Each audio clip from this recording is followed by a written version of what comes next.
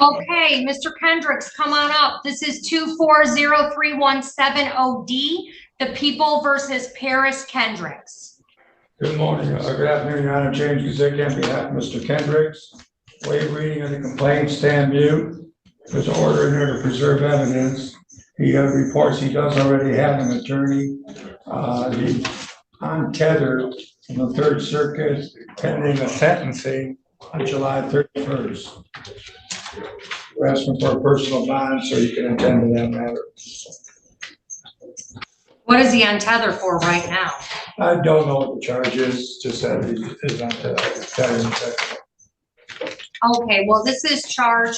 I'll waive formal reading and enter a not guilty plea on his behalf.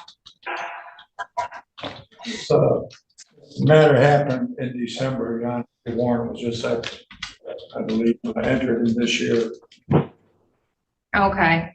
I've entered not guilty pleas on his behalf. It's charges of BAC, drunk driving with a BAC over a .17. I'm looking at his history. He has an assaultive history. He had a drunk driving #1 in 05. He had one before that because he was charged with his third drunk driving on 2007. So he had a felony drunk driving. Then he had another felony drunk driving in 2006. And then he had another felony drunk driving in 2017. What am I up to? 3, 4, 5 drunk drivings? Too many. And then he had another drunk driving, third offense, in 2018. 8 alleged drunk driving offenses. A judge who says she's never seen anything like it in 20 years. A defendant arguing he wasn't driving, he was traveling. And a courtroom about to become a battleground over jurisdiction, constitutional rights, and the limits of patience. Today's case isn't just about a speeding ticket or even a BAC over .17. It's about repeat behavior, public safety, and a legal strategy that courts across the country know all too well. But will the judge entertain the constitutional challenge or shut it down? And does someone with this many prior convictions deserve bond at all? Let's step into the courtroom. Is that 6? And then he had another drunk driving in 2019. That's 7 drunk drivings. 7 drunk drivings. So this would be 8 if you were found guilty or pled guilty on this one. That's very concerning to me because you clearly don't learn, Mr. Kendricks. I've signed the request for ex parte order preserving evidence. Mr. Kendricks, did you go over your advice of rights with your attorney that's outlined on this advice of rights form? I was at my PSI sentencing day. They got me for this case here. That's why I was at to be sentenced for. And they brought these cases up, which I didn't know existed. So now I get my lawyer to go back and all these cases on one document. All right, I'm having a really hard time hearing you, sir. Can you come a little closer to the glass, maybe? Go ahead, tell me, I'm sorry. Oh, this is it right here? Oh, okay. I was at my PSI reporting thing to give my sentence when they arrested me for these cases. And that's how I got arrested for these cases. And I would like for my lawyer to get all the cases together so she can put them on one docket. Because we were trying to find a LaVoya case, we never could find it. And I didn't know this other one existed. Okay. All right. Who's your attorney on your other cases? Sharon Woodside. Oh, Miss Woodside. Okay. Yes, ma'am. All right. Well, she can appear with you at your next court hearing. Okay, sir? Yes, ma'am. All right. I think she's going to try to get all of them on one docket. Well, you can't, I mean, she can try. Miss Woodside, I don't know what she's doing. I'm confident in that. But there are misdemeanors and felonies, and you can't, unless they happen in the same jurisdiction and the misdemeanor follows the felony. This case is not, it was charged as a misdemeanor. I don't know why, that's not my decision. But your attorney can look into that, but it's an impossibility with respect to a district court case unless you get some sort of global agreement.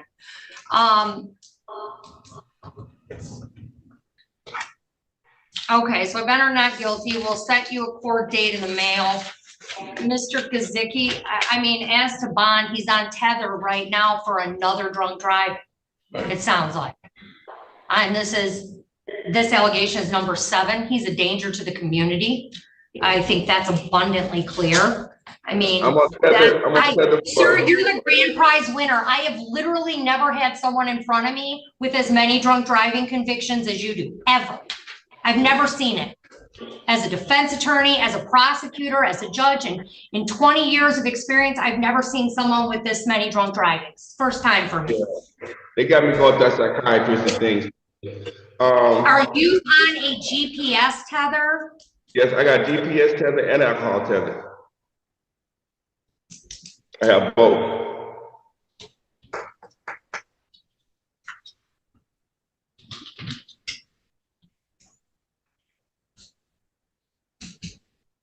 Is it a drunk driving that you're on tether for? Yes, ma'am. Oy. When did that happen? That happened before these cases here. Before these cases? Yes. So he picked up another drunk driving while he was out on his last drunk driving. Okay. He has a $30,000 cash or surety bond with a GPS tether. You're to appear in court as directed. You're not to leave the state without permission of the court. You're not to commit any new crimes while released. You're to immediately notify the court of change of address or phone number. You cannot purchase or consume alcohol or illegal drugs. In the event you make bond, you will be tested. I'm already being tested. Okay, well, you can talk to the department here. We won't make you test twice as long as that facility provides us with your test results and that it's a facility approved by the court. You cannot operate a motor vehicle without a valid license. And I already have a GPS tether. I already have that. All right, too. well, they won't duplicate it, but if that case resolves itself, you'll continue on the tether because of this case. Oh, but you're not gonna have 2 tethers on, you'll only have 2. I'll be sentenced to prison on the 31st. All right. Yeah, I'll be sentenced to prison on the 31st. Okay, thank you, sir. Okay. And we have a charge of speeding of 11 to 15 over. Do you understand that? Yes. All right, has an offer been made on that, Mr. Zick? No discussions have, no discussions have been, And we have a charge of speeding of 11 to, sorry, go ahead. No discussions? no occurred? discussions. Would you like to have discussions with him regarding that civil infraction? Yeah, I would like it dropped. Okay, well, I don't know that he's doing that, but he might offer you a reduced ticket with no points. I mean, I don't know that he will. I don't know what he'll offer you, but there could be a reduction. Do you want to discuss that possibility with Mr. Zick? Yes, I'd like so. Okay, I'll let the 2 of you discuss that. And I did receive your filing. I'm reviewing it now. Okay. And so if that's what you're intending to put on record, it is officially part of the court file. Okay. So we don't need to do it orally because it's part of the file. All right. Okay? All right, I'll let you 2 talk and I'll see you back in just a few minutes. Thank you.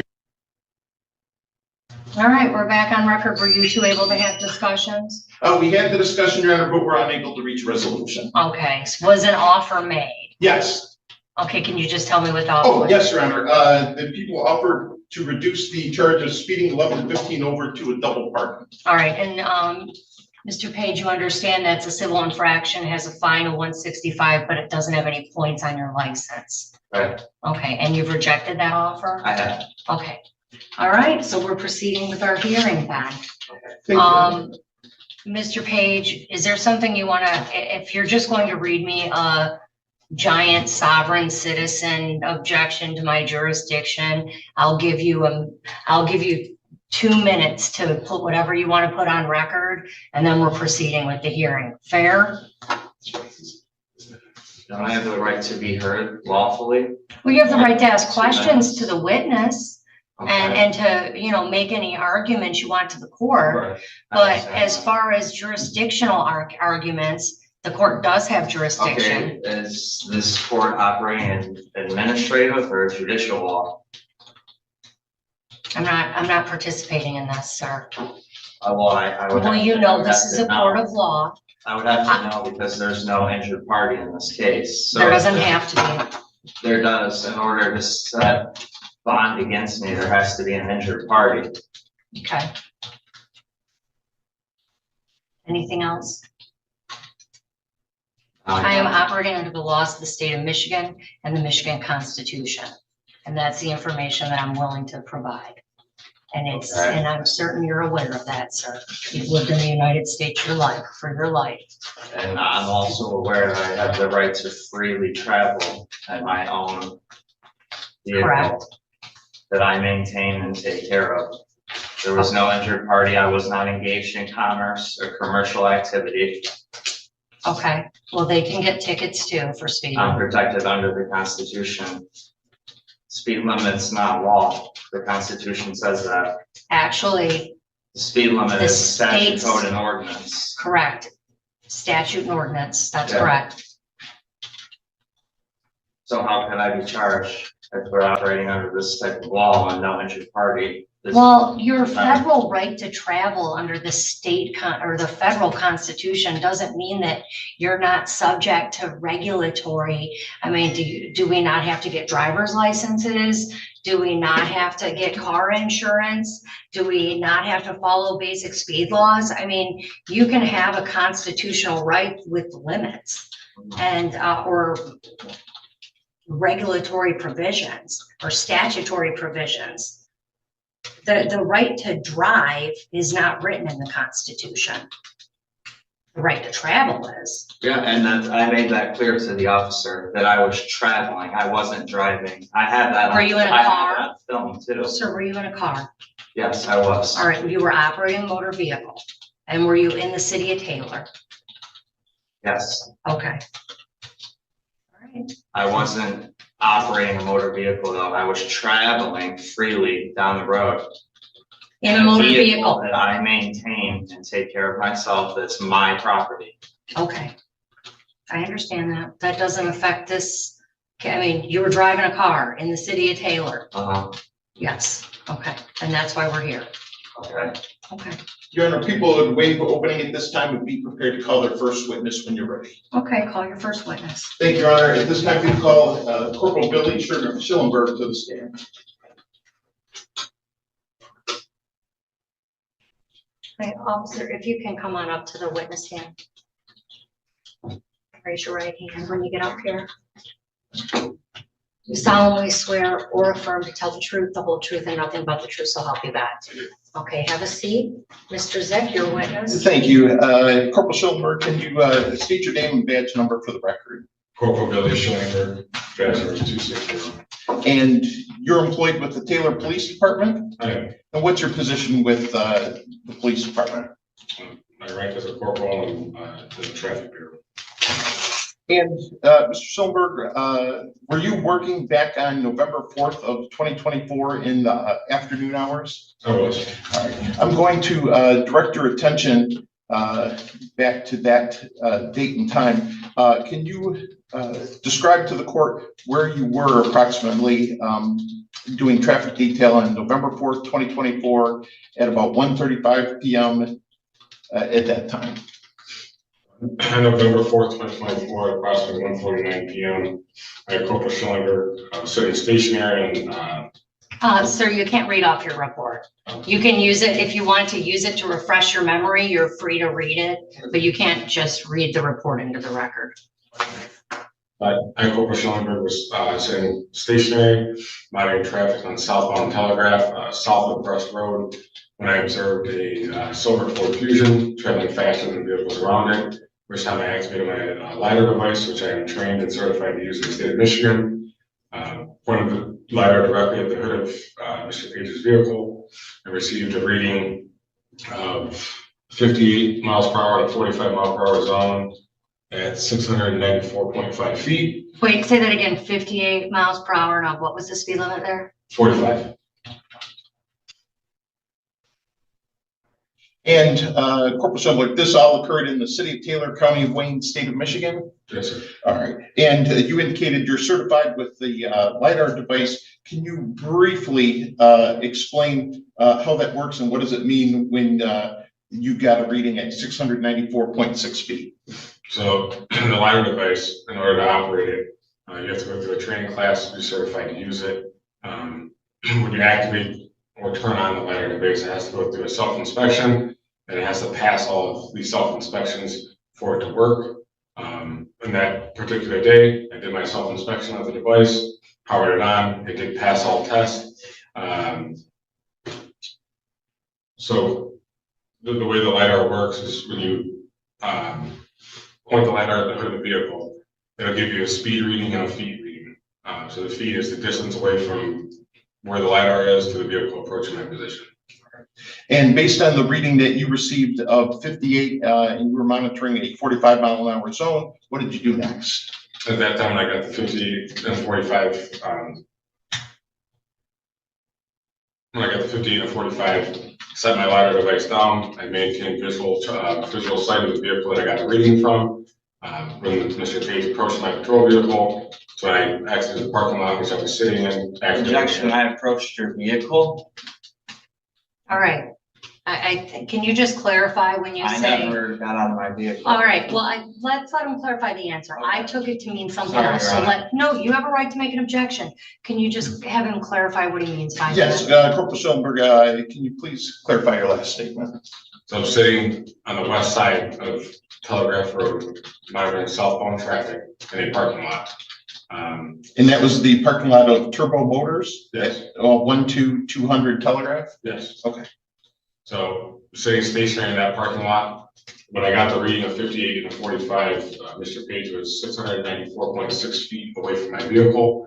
So as he passed my vehicle in his automobile, that's when I exited the parking lot, pulled behind his vehicle, activated my emergency lights, and initiated a traffic stop on his vehicle. All right. And that traffic stop was initiated in the parking lot down the road at 12510 South Telegraph? Yes, that would be the Enterprise. What was it? Enterprise? Enterprise, okay. And you maintained visual contact with the vehicle the entire time? All right. Did you at some point identify the driver of that 2020 Ford Fusion, silver in color? I did. All right. And just for purposes, do you see that individual in the courtroom here today? I did. And describe what he's wearing. Wearing a brown suit and black undershirt. Your Honor, let the record reflect that he has identified the defendant, Zachary Ryan Page, seated at counsel table. The record shall so reflect. Based on your reading and your observations, Corporal Schoenberg, did you then issue a citation to the defendant? So while we were on the traffic stop, I asked Mr. Page for his identification numerous times, which he refused to do so. I refused to do so. At that time, Sergeant Tish made my location. Mr. Page eventually ended up providing his driver's license to Sergeant Tish. At that time, I was able to issue him a citation for the speeding 11:15 an hour. And when you were observing traffic on southbound Telegraph from your location at Turbo Motors, did you have were you able to maintain a clear visual of the traffic and the defendant's vehicle? Yes. Okay. Your Honor, I have no further questions to this witness this time. All right, Mr. Page, you have some questions for the witness? You're free to step to the podium just so the court reporter can take everything down.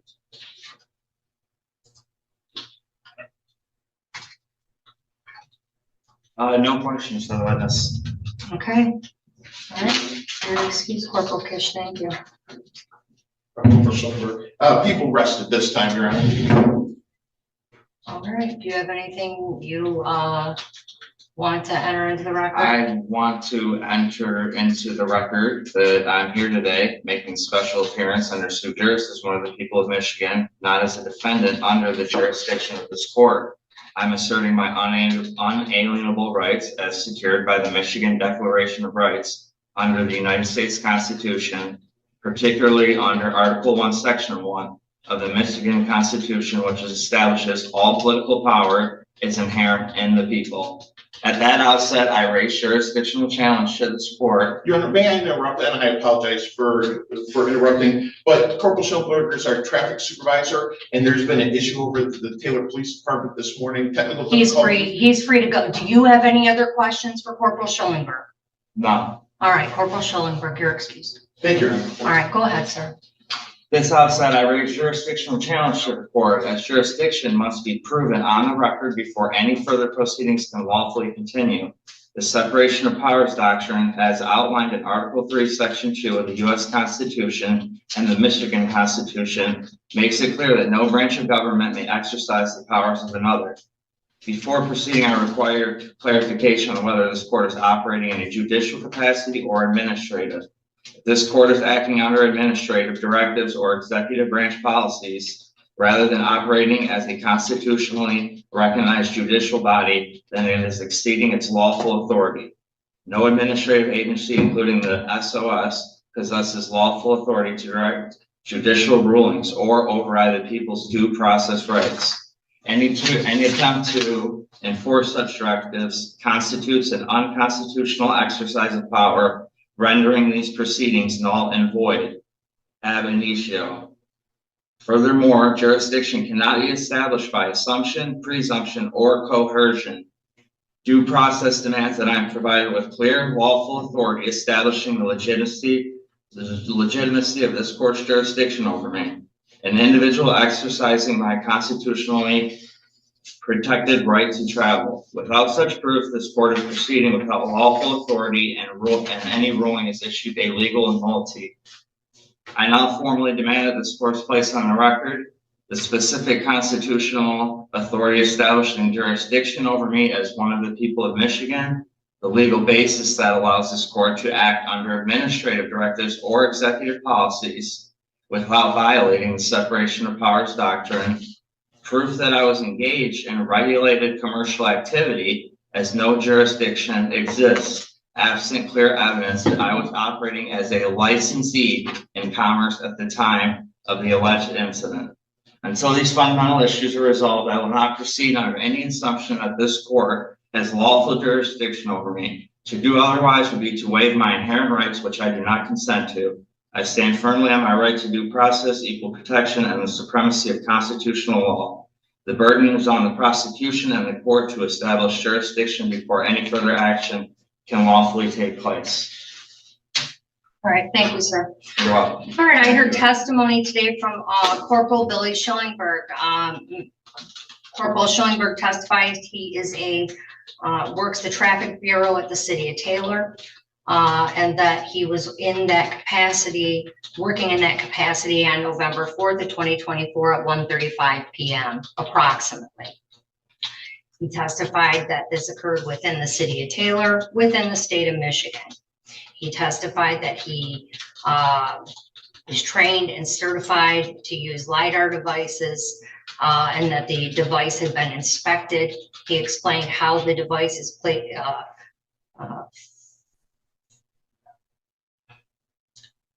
at the hood of the vehicle, or aimed at the hood of the vehicle, and it determines the speed and feet from the LiDAR device. He testified that at the time, I can't recall the exact number, but he was approximately 600 feet away from the driver of the silver Ford Fusion, and that he was clocked at a speed of 58 in a 45-mile-hour zone. He testified as the vehicle came towards him and passed him, he put his device down and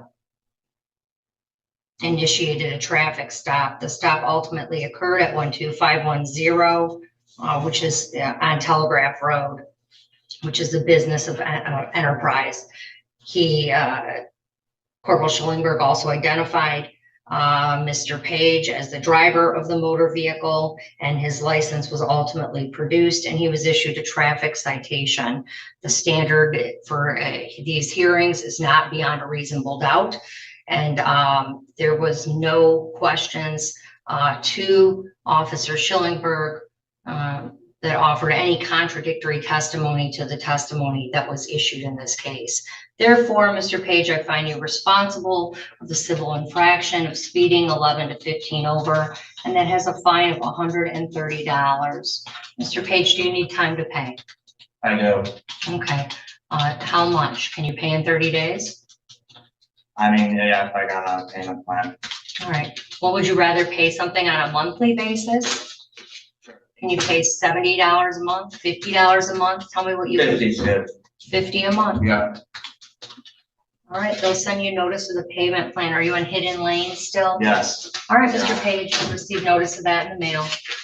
And there it is. The judge methodically walks through the officer's testimony, certification of the LiDAR device, distance confirmation, maintained visual contact, and unchallenged evidence. No cross-examination, no contradictory proof. The legal standard here wasn't beyond a reasonable doubt. For a civil infraction hearing, the threshold is lower. With uncontested officer testimony, the outcome was almost inevitable. Responsible for speeding, $130 fine. Payment plan granted.